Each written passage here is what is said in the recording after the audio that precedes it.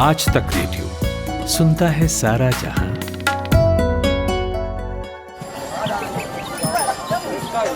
ऐसा है, खेल इस बात का है ये नहीं कि आप कितना कमाते हैं, खेल गुरु इस बात का है कि आप कितना बचाते हो। अब कैसे बचाएं? ये बैंक और बाजार की ये टेढ़ी मेढ़ी बातें गले तो उतरती नहीं हैं। अरे तो महाराज उनसे मिलिए ना, अपने मनी मैनेजर से।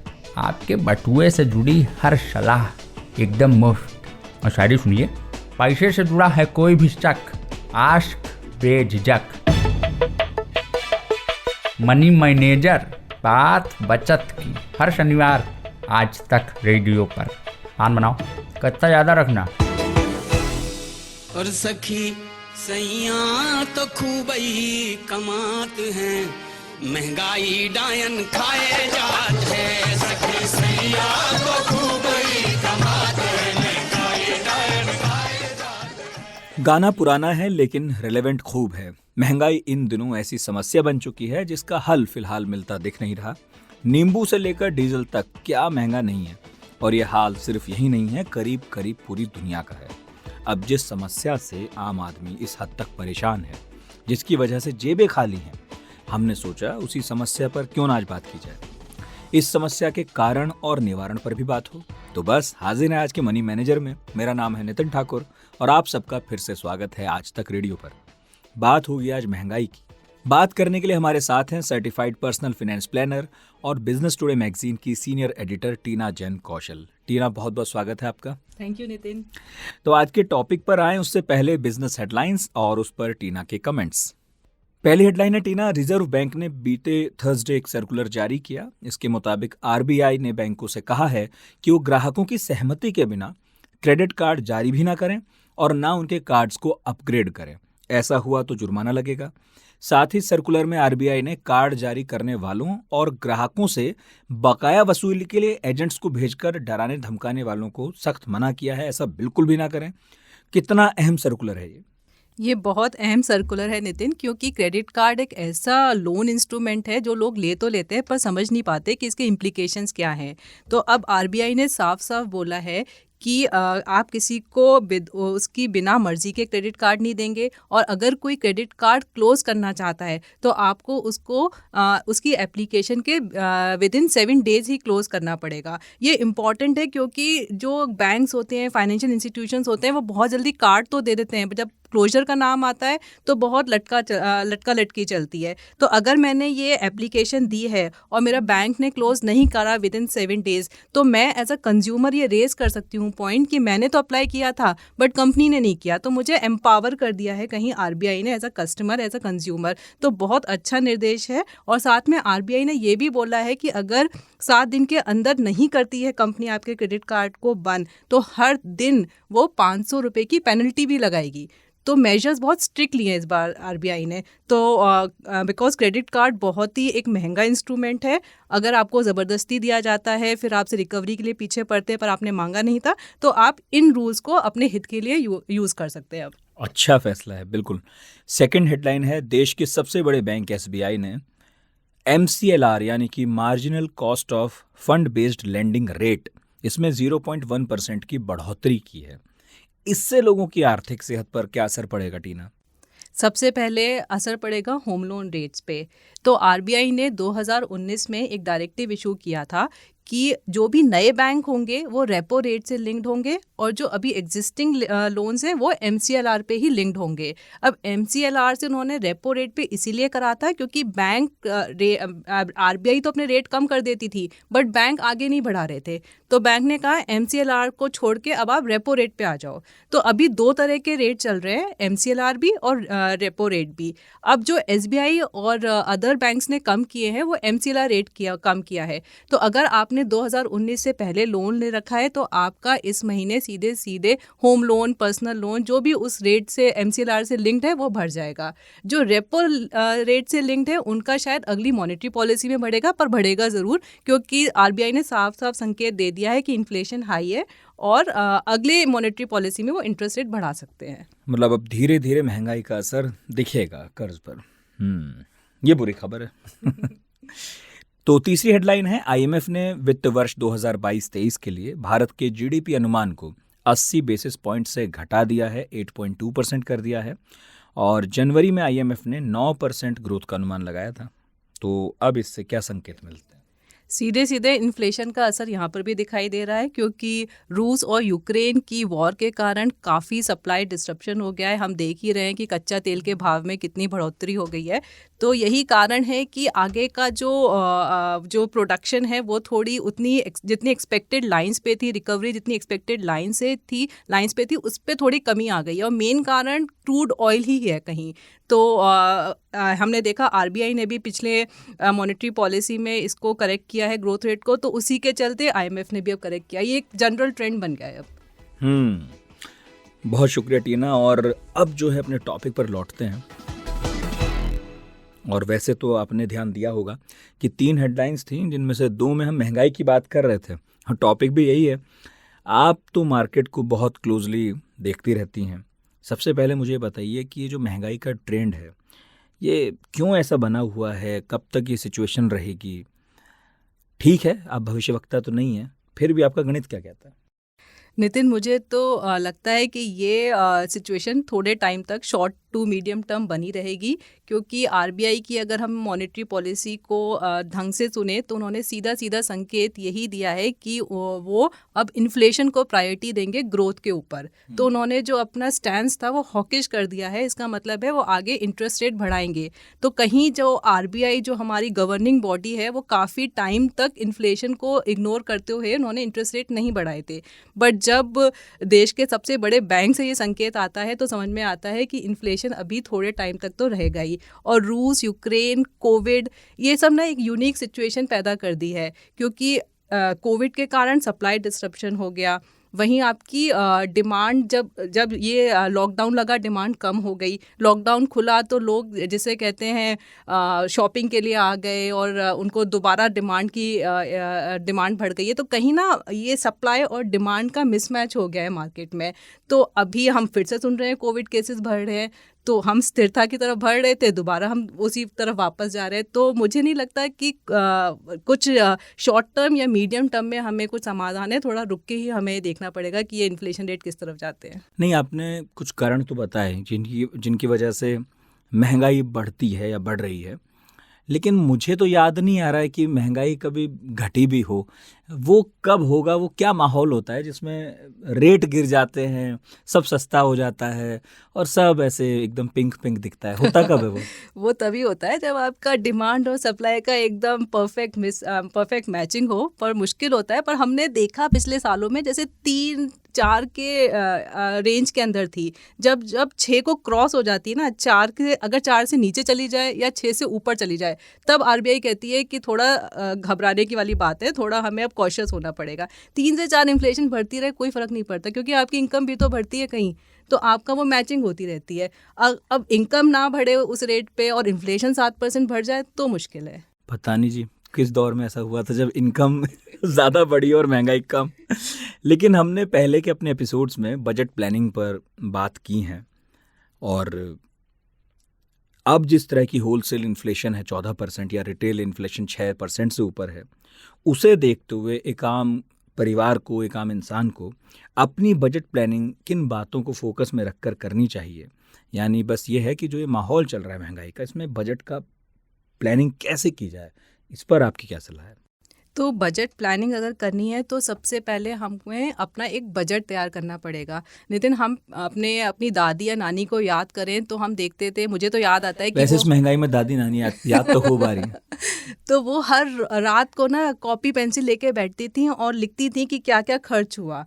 तो वो हम बजटिंग एक्सरसाइज ना बिल्कुल भूल गए हैं। तो हम रोज़ ना करके कम से कम अपने महीने का हम खर्च लिखें कि क्या मेरे डिस्क्रिशनरी हैं, क्या नॉन डिस्क्रिशनरी हैं, जो ज़रूरी है और जो इनको मैं अभी अवॉइड कर सकता हूँ। पहले उसका एक आप चार्ट मैप आउट करिए कि जिससे पता तो चले कि कितना मेरा ग्रॉसरी में जा रहा है, कितना मेरा स्कूल की फ़ीस में जा रहा है जिसको मैं अवॉइड ही नहीं कर सकती, और कितना मेरा डिस्क्रिशनरी में जा रहा है जिसको मैं अवॉइड कर सकती हूँ। तो सबसे पहला आप अपना बजट प्लान करिए और उस पर स्टिक करिए।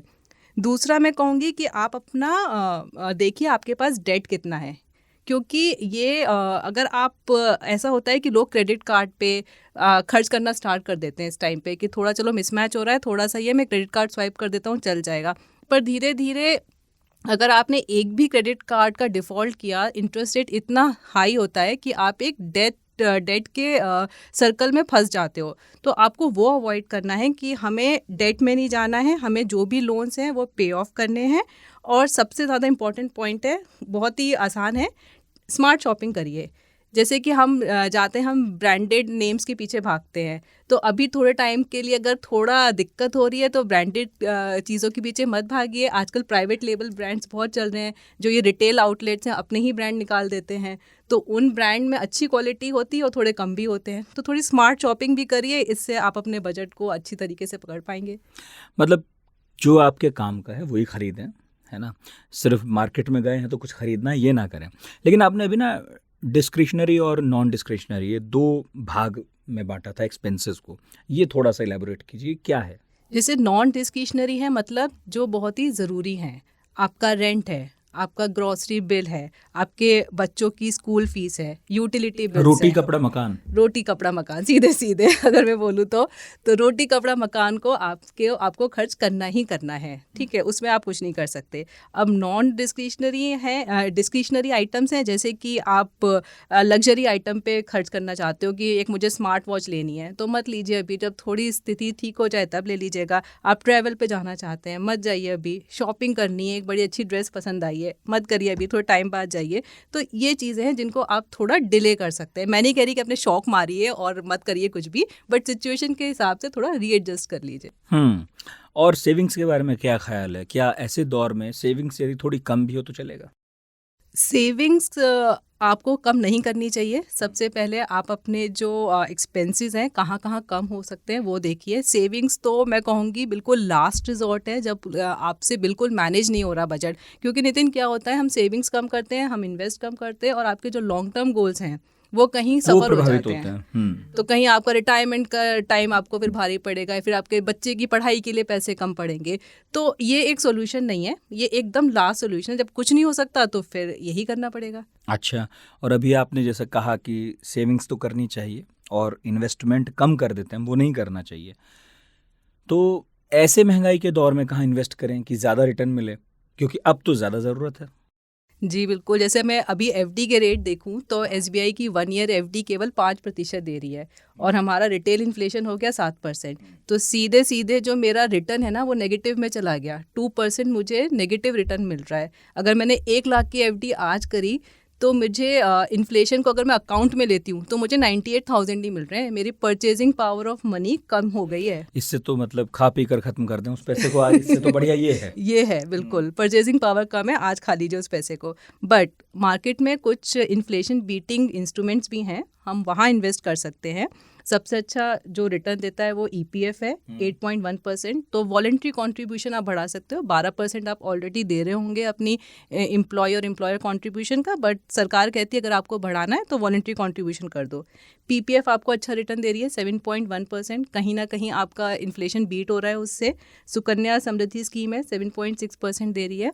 अगर इतने लॉन्ग टर्म इंस्ट्रूमेंट्स में नहीं करना है तो हाइब्रिड फंड्स में जा सकते हैं। हाइब्रिड फंड्स वो हैं जो आपका इक्विटी प्लस डेट दोनों में लगाते हैं। मैं डेट केवल इसलिए सजेस्ट नहीं करूँगी क्योंकि अभी इंटरेस्ट रेट ऊपर जाने हैं, तो अभी लॉन्ग टर्म के लिए अपना पैसा लॉक मत करिए। अगर लॉक करना है तो शॉर्ट टर्म फंड्स में करिए या फिर हाइब्रिड फंड्स में करिए, क्योंकि हाइब्रिड फंड में आपको कहीं इक्विटी का एडवांटेज मिल जाता है, तो वो आपको रिटर्न 9 से 12% कहीं दे देते हैं। तो यहाँ इन्वेस्ट कर सकते हैं। और सबसे अच्छा तो मैं बोलूँगी अगर थोड़ा रिस्क ले सकते हैं, फिक्स्ड इनकम ही आपका मेन फोकस नहीं है तो इक्विटीज़ में ज़रूर डालिए, क्योंकि इक्विटीज़ लॉन्ग रन में कम से कम 10-15% दे देते हैं। तो आपके पोर्टफोलियो में थोड़ा इक्विटी तो होना चाहिए, मैं ये सजेस्ट करूँगी। और इक्विटी बोले तो शेयर मार्केट, और उसमें किसी भी तरह से, चाहे म्यूचुअल फंड से या फिर अपनी समझदारी से, जिस पर हमने पहले भी काफ़ी बातें की हैं। अच्छा, किसी पर कर्ज है, उस केस में अभी वो क्या करे? देखो, कर्ज है तो हमें पहले ये समझना पड़ेगा कि कौन सा कर्ज है। तो एक होता है गुड डेट और एक होता है बैड डेट। तो गुड डेट में अगर आपने होम लोन ले रखा है तो आपका एक साथ में एसेट भी बन रहा है, तो उससे आप घबराइए मत, धीरे धीरे चुकाते रहिए। बट आपने क्रेडिट कार्ड लोन ले रखा है और आप उसको डिले कर रहे हैं तो ये घबराने वाली बात है, क्योंकि क्रेडिट कार्ड में आपका हर महीने 3 से 4% इंटरेस्ट रेट लगता है। तो आप सालाना देख लो 36 से कितना ज़्यादा इंटरेस्ट रेट लग रहा है। तो अगर आपका लोन है तो ये मैं यही कहूँगी, होम लोन है तो आपका एक एसेट बन रहा है, उससे इतना चिंता मत करिए। बट कोई और लोन है, पर्सनल लोन है, क्रेडिट कार्ड लोन है, तो उसको पूरा ध्यान देके सबसे पहले चुकाइए उसको। अच्छा, और आप क्रेडिट कार्ड के लिए भी फिर यही सलाह देंगे? हाँ, क्रेडिट कार्ड में अक्सर क्या होता है नितिन कि हमारे पास 4-5 क्रेडिट कार्ड होते हैं और हम हर जगह स्वाइप कर देते हैं, फटाफट इजी मनी मिल जाती है। बट होता यह है कि उससे ट्रैक रखना ना बड़ा मुश्किल हो जाता है। किसी क्रेडिट कार्ड का इंटरेस्ट रेट ज़्यादा होगा, कम होगा। तो अगर आप इस चक्रव्यूह में फंस गए हैं तो मैं ये सजेस्ट करूँगी कि सारे डेट को आप कंसोलिडेट करिए, एक पर्सनल लोन लीजिए। पर्सनल लोन इसलिए कह रही हूँ क्योंकि उसका इंटरेस्ट रेट कम है कंपेयर टू क्रेडिट कार्ड्स। तो पर्सनल लोन आपको मिल जाता है करीब 15-18 depending on your credit score. आप एक पर्सनल लोन लो और सारे क्रेडिट कार्ड्स के बिल को पहले चुका दो, तो ऐसे करके आपका लोन कंसोलिडेट हो गया। तो आपका एक अब आपको बस पर्सनल लोन पर कम इंटरेस्ट रेट पे भरना है। बिल्कुल उसे भरना है, तो बढ़िया ये है। आपकी बात सुनकर तो ऐसा लगा मुझे 5-6 क्रेडिट कार्ड वाले कि आधी कंपनियां तो हमारी लापरवाही से पैसे बना रही हैं। बिल्कुल, क्या मैं याद नहीं रहता। अच्छा, मान लीजिए कि मैं अपने इक्विटी पोर्टफोलियो से कुछ पैसे निकाल कर लोन पे ऑफ करना चाहता हूँ और मेरा पोर्टफोलियो जो है काफ़ी डाइवर्स है, जैसे आप सलाह देते हैं, तो कौन से सेक्टर ऐसे होंगे जिनसे बाहर निकलने की आप अब सलाह देंगे? और अगर मेरे पास कोई एफडी है तो क्या मुझे अपनी एफडी तोड़ देनी चाहिए उस कर्ज को उतारने के लिए? अगर आपके ऊपर लोन है और आपको निकलना है उस चक्रव्यूह से बाहर, तो सबसे पहले हाँ मैं बोलूँगी एफडी ही देखिए, क्योंकि एफडी अभी कम इंटरेस्ट रेट दे रही है, 5% दे रही है, तो उससे निकल जाइए। अच्छा, एक सही तरीका होगा डेट से अपना पीछा छुड़ाने के लिए। बट उसके अलावा अगर आप शेयर्स भी देखना चाह रहे हैं तो मैं हमेशा यही बोलती हूँ कि शेयर मार्केट में आप लॉन्ग टर्म के लिए इन्वेस्ट करते हो, क्योंकि आपका रिटर्न कहीं ना कहीं सफ़र करेगा। बट ऐसी सिचुएशन आ गई है, आप अवॉइड नहीं कर पा रहे, निकलना ही है, तो सबसे पहले वो शेयर्स देखिए जिन्होंने आपको अच्छा रिटर्न नहीं दिया है। कुछ स्टॉक्स होते हैं आपके पोर्टफोलियो में जो कभी रिटर्न देते ही नहीं है, तो सही टाइम है आप उनसे निकल सकते हैं। बहुत ज़्यादा वेट करने से भी कुछ फ़ायदा नहीं है, मेरा तो यही समझना है, क्योंकि मैं समझती हूँ जो शेयर्स अच्छे पैसा दे रही हैं, जिनका बुलिश आउटलुक है, उसमें आप पैसा लगाओ और ये अपना लॉस कट कर दो आप अगर किसी शेयर आपको अच्छा रिटर्न नहीं दे रहा है। और दूसरा ये है कि कई सेक्टर्स हैं, उसमें भी आप देख सकते हैं कि कौन सा सेक्टर अच्छा परफॉर्म करेगा आगे जाके, कौन सा नेगेटिव परफॉर्म करेगा। जैसे अभी मैं यही बात करती हूँ कि कमोडिटी प्राइस कितने बढ़ गए हैं, तो अभी जो पिछले हफ्ते नेस्ले का भी जो रिज़ल्ट आया है उसमें हमने देखा है कि कंपनी की मार्जिन्स गिर गई हैं, क्योंकि कहीं रॉ मटेरियल कॉस्टिंग इतनी ज़्यादा बढ़ गई है, मिल्क बढ़ गया है और बाकी जो ट्रांसपोर्टेशन कॉस्ट है सब बढ़ गया है, तो कहीं ना कहीं कंपनी का मार्जिन्स पे असर पड़ता है इस चीज़ का। उसकी लागत बढ़ रही है तो मुनाफे में कमी आ रही है। तो ऐसे सेक्टर्स जहाँ पे रॉ मटेरियल प्राइसिंग बढ़ गई है वहाँ पे शायद मार्जिन्स पे दबाव रहेगा, तो वहाँ से आप निकल सकते हैं। वहाँ से निकलना चाहिए। स्मार्टली समझना पड़ेगा कि निकलना कहाँ से है इस वक्त ज़रूरी। ठीक है टीना, और इस पॉडकास्ट के अंत में फिर यही पूछूंगा कि कोई और सलाह जो आप देना चाहें जिन लोगों का बजट ओवरशूट कर रहा है, भाई क्या करें इस वक्त, क्योंकि सब जगह त्राहिमाम है। तो सीधे सीधे बजट का तो मतलब यही है कि इनकम और एक्सपेंडिचर में आपका बैलेंस होना चाहिए। या तो एक्सपेंडिचर कम करिए या फिर सैलरी या इनकम बढ़ाइए। अगर सैलरी से पूरा आपका पूरा नहीं बैठ रहा है तो कहीं एक टर्म है साइड हसलिंग की, तो कहीं कुछ और काम करिए साइड हसलिंग में। साइड हसलिंग कुछ भी हो सकती है, अपनी हॉबी को लेके कुछ आप स्टार्टअप कर सकते हैं या फिर कुछ ट्यूशन इनकम, बहुत तरीके हैं। बट एक डेट लेना, इस गैप को फिल करना, ये एक जवाब नहीं है, ये सॉल्यूशन नहीं है। तो अगले पायदान पर बढ़ूंगा, लेकिन उसके पहले एक सवाल है जो हमारे एक लिसनर की तरफ से आया है। उनका नाम है अजय बांका। सवाल भेजा है कि वो एक एनआरआई हैं और वो जानना चाह रहे थे कि जब कोई एनआरआई काफ़ी वक्त बाद वापस आता है तो वो अपना फंड कैसे मैनेज कर सकता है। साथ ही वो ये भी जानना चाहते हैं कि एनआरआई के भारत वापस आ जाने पर उसके एनआरई यानी कि नॉन रेजिडेंट एक्सटर्नल का क्या होता है, और FCNR foreign currency non resident account को कितने दिन तक मेंटेन किया जा सकता है? तो एक सवाल में कई सवाल हैं। सबसे पहले शुक्रिया, आपने हमें अपना सवाल भेजा। अजय जी हैं। अजय जी, बहुत बहुत शुक्रिया। तो, अब ये है, आपके पास है एनआरई अकाउंट। तो एनआरई अकाउंट, और दो तरह के अकाउंट होते हैं नितिन, एनआरई और एनआरओ। तो एनआरओ अकाउंट वो एनआरआईज खोलते हैं जिनकी कुछ इनकम इंडिया में ही है, जैसे पेंशन इनकम आ रही है या फिर रेंट इनकम आ रही है, इंडिया में ही वो कमा रहे हैं, तो उसके लिए एनआरओ अकाउंट है। एनआरई अकाउंट है वो बाहर ही कमा रहे हैं और उस पैसे को वो यहाँ पे इन्वेस्ट कर रहे हैं। तो इनके पास एनआरई अकाउंट है। तो अगर एनआरआई इंडिया में वापस आता है तो उनकी जो रेसिडेंशियल स्टेटस है वो इमीडिएटली चेंज हो जाती है। तो जिस दिन आप इंडिया में वापस आ रहे हो, आपका रेसिडेंशियल स्टेटस चेंज हो जाता है। तो सबसे पहले आप जाके बैंक को बताइए कि मेरा रेसिडेंशियल स्टेटस चेंज हो गया है, मैं वापस आ गया हूँ। आप बैंक को बोलेंगे, बैंक आपका जो ये एनआरई अकाउंट है, FCNR है, वो आपको इंडियन अकाउंट में कन्वर्ट कर देंगे, क्योंकि फिर आप पे वही रूल्स अप्लाई होंगे जो कि इंडियन लॉ के हिसाब से है। तो आपको जो वहाँ की जो बेनिफिट्स मिल रहे थे अब वो नहीं मिलेंगे। आपको एक इंडियन सिटीज़न, एक रेसिडेंशियल इंडियन सिटीज़न की तरह ही ट्रीट किया जाएगा। तो सबसे पहले आप अपने बैंक के पास जाइए और बताइए कि मेरा स्टेटस चेंज हो गया है। वो आपका जो अभी एनआरई अकाउंट है वो कन्वर्ट कर देंगे रेसिडेंट अकाउंट में। और जो FCNR है उसको भी आप FCNR में बेसिकली आप फॉरेन एक्सचेंज रखते हैं।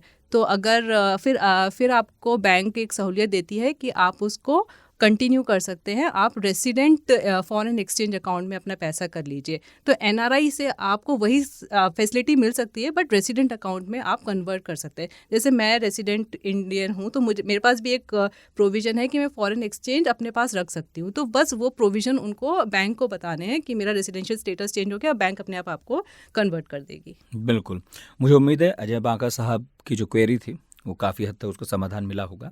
और यदि आप कोई सवाल करना चाहें तो radio@aajtak.com हमारा पता है। अब वक्त है आखिरी सेगमेंट का, क्लोजिंग बेल।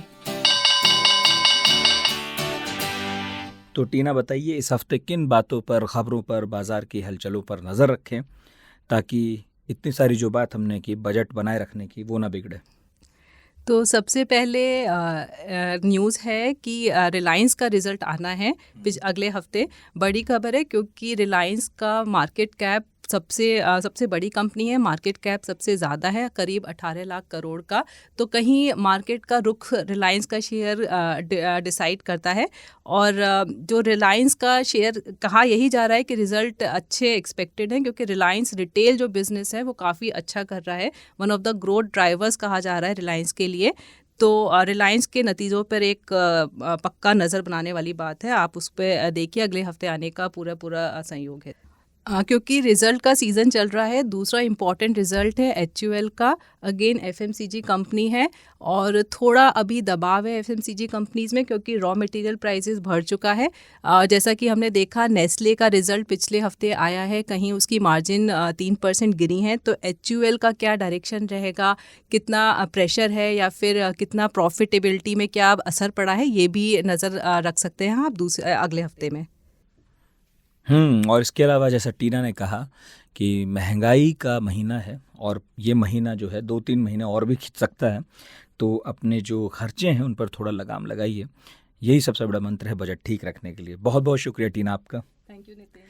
और आज का शो मनी मैनेजर आपने सुना और ये टिप्स पाए कि किस तरह से महंगाई का जो घोड़ा तेज़ी से दौड़ रहा है वो हाथ से ना बाहर निकल जाए, काबू से ना बाहर निकल जाए। तो अपना बजट ठीक ठाक कैसे रखें, और अगर इन्वेस्टमेंट जो है आपको करनी है, बढ़िया इंटरेस्ट चाहिए, बढ़िया रिटर्न चाहिए, तो फिर आपको किधर जाना चाहिए। अगर आप चाहते हैं कि किसी और टॉपिक पर बात हो तो ज़रूर बताइएगा। radio@aajtak.com पर व्हाट्सएप नंबर है 9953323303। और हाँ, कोई सवाल हो जैसा आज अजय बांका ने पूछा तो वो भी भेजिएगा इन्हीं नंबरों पर, इसी मेल ID पर। आज का प्रोग्राम प्रोड्यूस किया है कपिल देव सिंह और रोहित अनिल त्रिपाठी ने। साउंड मिक्सिंग की है अमृत रेगी ने। शनिवार फिर लौटेंगे मनी मैनेजर के साथ। बहुत ख्याल रखिए अपना और सुनते रहिए आज तक रेडियो।